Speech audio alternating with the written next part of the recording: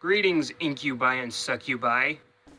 I know I had said that next time you people saw me, I'd be reviewing Sonic Adventure 2, but I got a PS4 recently and haven't really been feeling like making videos, just playing games non-stop.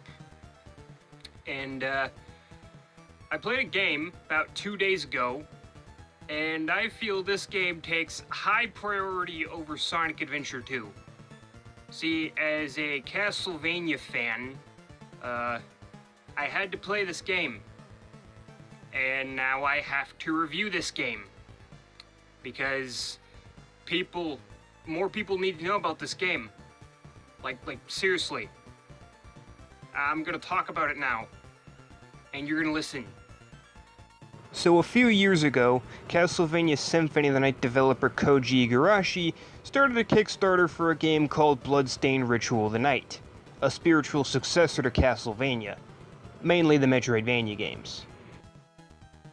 And you might be thinking to yourself, okay, that's all well and good, but what about the classic Castlevania games? Are those just going to be forgotten?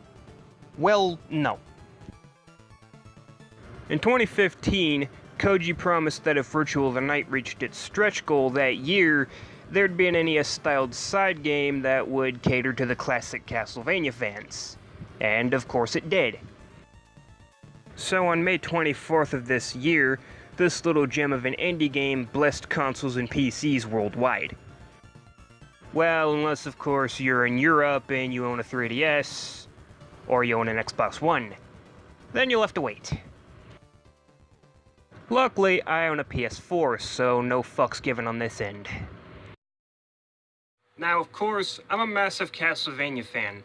I even tried reviewing some of the earlier Castlevania games to cringe-worthy results. First attempt at an open-world RPG-type Zelda game. Open-world RPG-type Zelda game.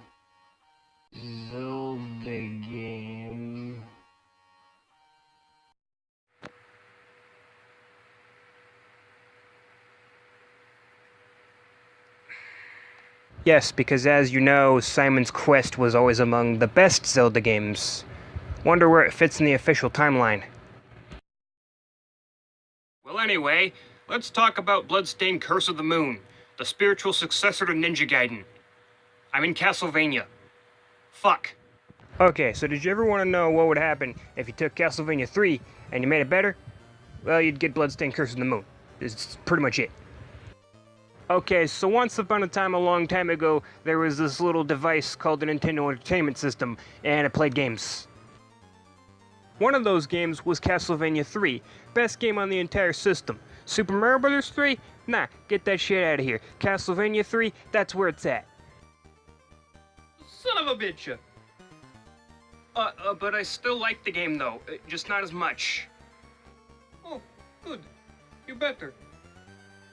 Anyway, so long, Emo.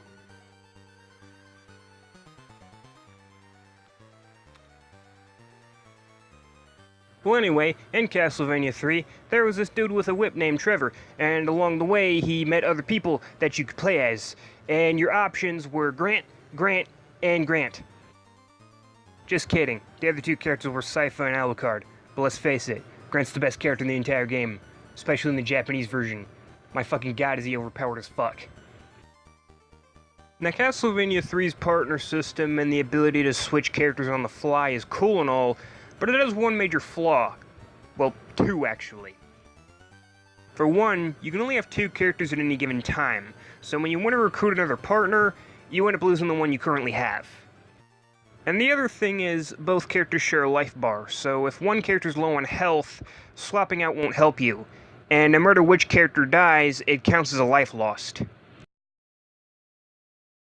Oh, and not to mention transforming takes like 12 hours.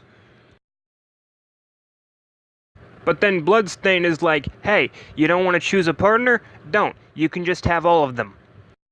And they all have their own health bars, so when one character runs low on health, guess what? Just swap out. It's very much possible this time. And lastly, swapping between characters is the quickest thing ever. It's just like boom, boom, boom. The only real problem is that if a character dies, you lose the ability to play as that character until all the other characters end up dying and you lose a life and end up getting pushed back like 3 rooms. Because, the checkpoint system is fair like that. But enough of the comparison drawing. Let's talk strictly about Blood Castle Dracula's Curse of the Circle of the Moon. So how does this game stand on its own? Well, I'd say it's pretty awesome either way. Even if I wasn't a Castlevania fan, which I am, I'm sure I'd still like it. Just maybe not as much. So much like Castlevania 3, there I go drawing comparisons again, you can play as 4 different characters. There's Zangetsu, a sword-wielding exorcist with a seething hatred for demons.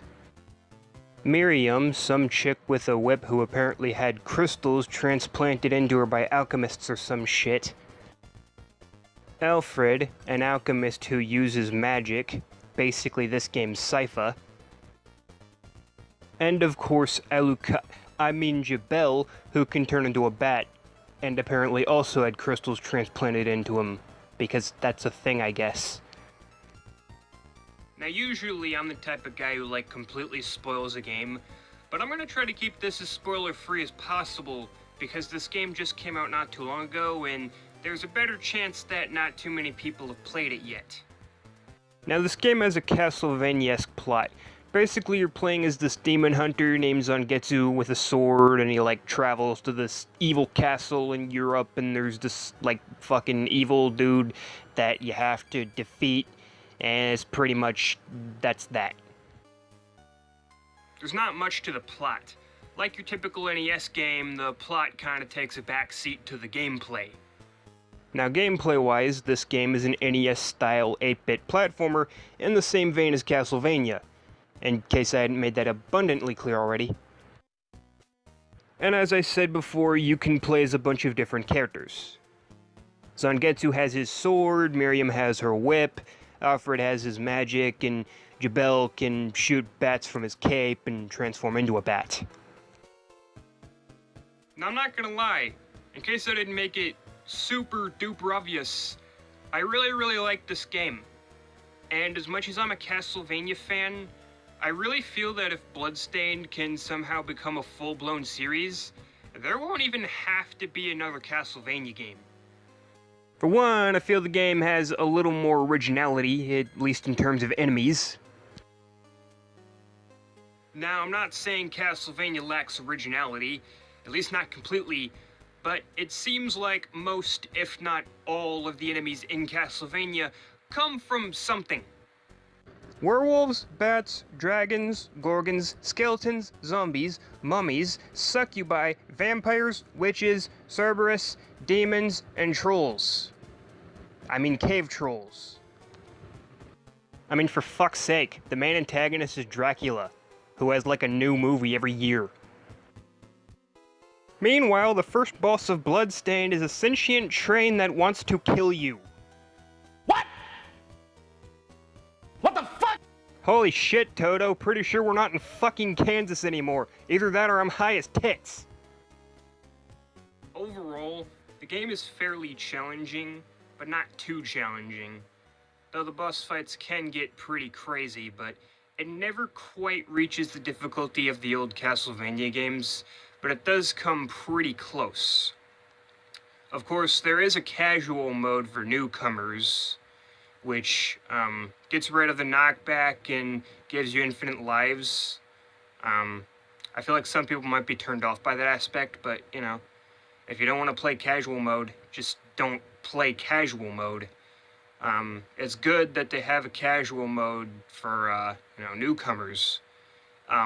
Because I want as many people to play this game as possible, whether they're good at games or not. I don't want, the less skilled players to be turned off by it. Because I really feel like more people need to buy this game because it's that good. I sincerely feel Inti Creates did a wonderful job with this game, and I feel as though it has something for everyone, whether you're a noob or a diehard Castlevania fan. And the music is fucking fantastic too. Just listen.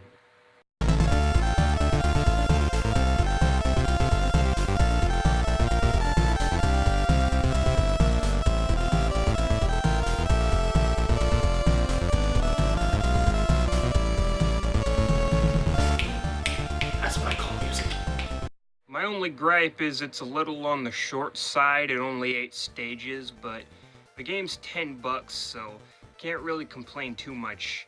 And when you beat the game, you unlock Nightmare Mode, which is basically revamped stages. It's a bit like Ghosts and Goblins in the fact that you have to beat the game twice in order to get the true ending. But yeah, overall, I think this game is really great, and anyone who hasn't played it should. Seriously, play it. Please. It's only $10. It's on fucking everything. It's on PS4, 3DS, well, exclusively in America for the time being.